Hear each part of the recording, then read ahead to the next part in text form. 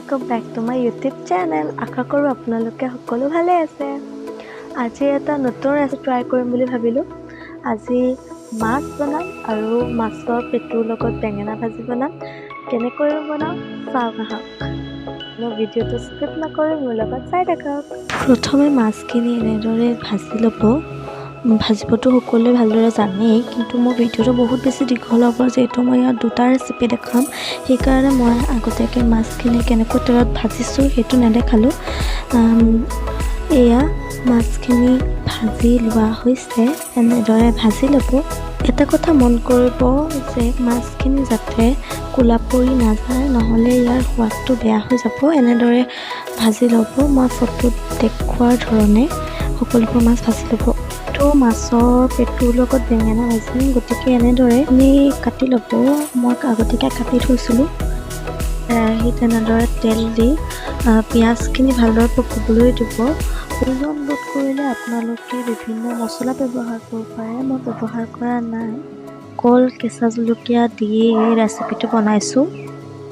তাৰপাছত মাছৰ পেটুখিনি এনেদৰে দি ভালদৰে নিমখ হালধি পৰিমাণ অনুসৰি দি এনেদৰে ভাজি থাকিব, যাতে মাছৰ পেটুখিনি অলপ সিজি যায়।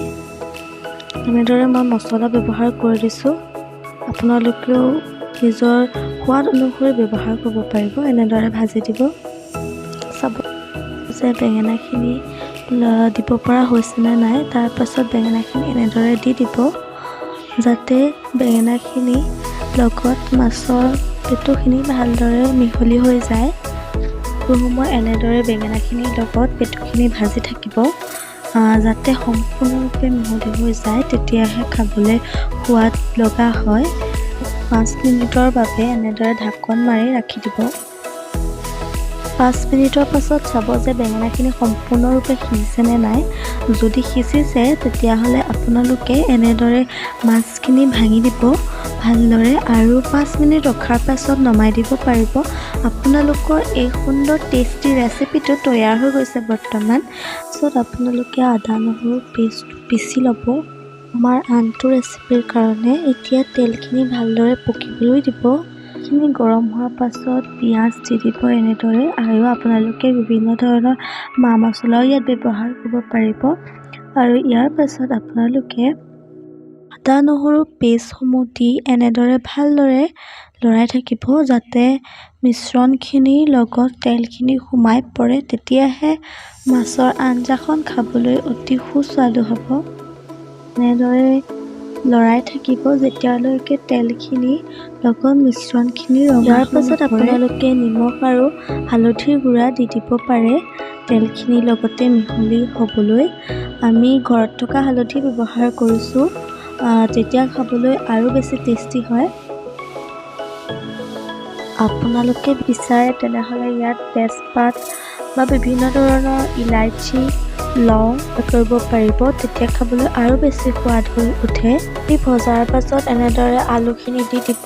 আমি আলুৰ লগত বনাইছোঁ, আপোনালোকে টেঙাও ব্যৱহাৰ কৰিব পাৰিব।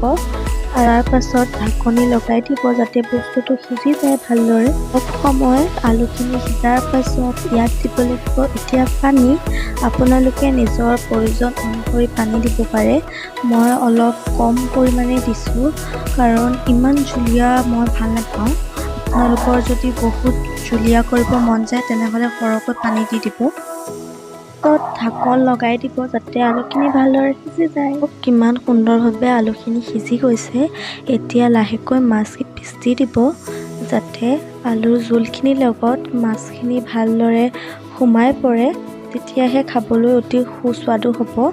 এয়া মাছখিনি আমি এনেদৰে দি দিছোঁ। পাছত এনেদৰে ঢাকন লগাই দিব, যাতে মাছখিনি ভালদৰে সিজি যায়। সময়ৰ পাছত চাব যে মাছখিনি সিজিলে নে নাই। আমাৰ মাছৰ ৰেচিপিটো সিজি গ'ল আৰু তৈয়াৰো হৈ গ'ল অতি সহজেই। আপোনালোকেও আপোনালোকৰ পৰিয়ালসকলৰ লগত বহি ইয়াৰ সোৱাদ ল'ব পাৰিব। ভিডিঅ'টো কেনে পালে প্লিজ কমেণ্ট কৰি ক'বলৈ নাপাহৰিব। ধন্যবাদ।